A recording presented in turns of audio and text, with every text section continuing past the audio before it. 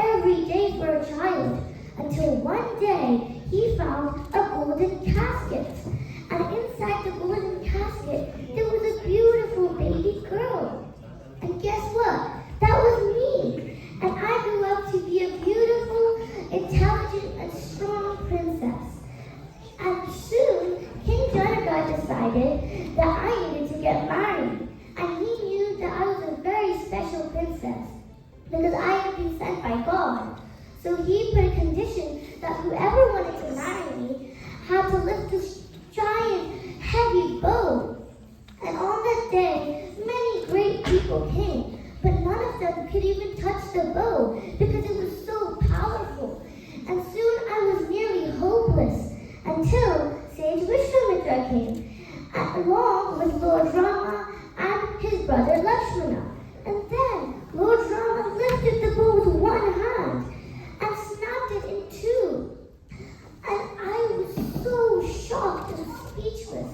And I couldn't even take my eyes off him because of his charm. And soon we got married, and there was a grand festival. But sadly, my happiness did not last long, because Rama had to be sent to the forest for an exile of 14 years. And of course, I could not leave him, even though Rama told me again and again to stay in the palace with all the comforts I could ever have. But then I kept pleading to him that wherever you go, let me be with you. It is my duty to be with you, even if I die. I will stay with you. And he had no other option but to accept my kindness. And Lakshmana, his brother, came along too.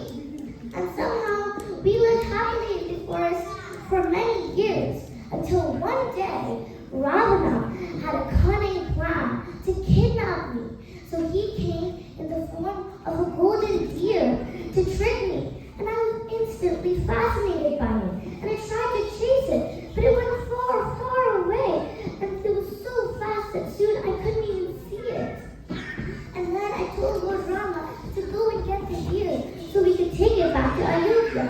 And he went. But it took a very long time because the deer took him far, far away to the deep ends of the forest. And soon he got very tired and frustrated. But at last, he shot the deer.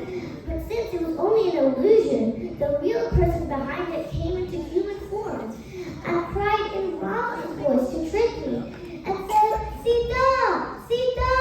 Help me! Sita!" And I felt very bad for Lord Rama because I knew that he was in danger. So I told Lakshmana and said, "Go, Lakshmana, go save your brother. He must be in danger."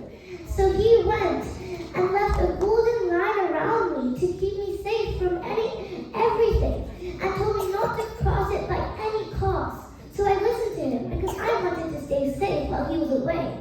And I waited for a very long time. And then Ravana took his chances and came, this time in the form of a beggar, and asked me for food. And I immediately felt bad for him. So I went and got some rice. But when I was about to give it to him, he told me to come out of the line. And he said he would cast a curse on me if I didn't. So with hesitation, I carefully put my foot outside the line. But just as it touched the ground, he grabbed my arm and took me far, far away into his palace in Lanka. And I was crying the whole way for many days and nights while I was kept under captivity by Ravana, and while he was forcing me to marry him.